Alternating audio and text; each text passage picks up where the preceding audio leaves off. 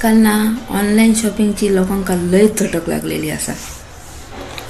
बायका तर याच्यावर एकदम एक नंबर असतात है ना.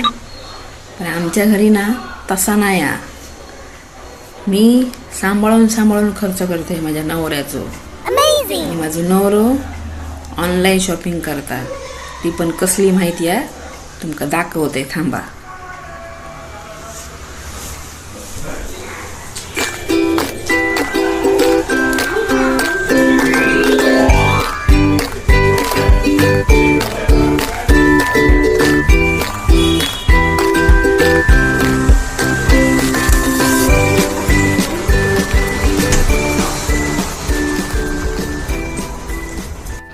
समजला.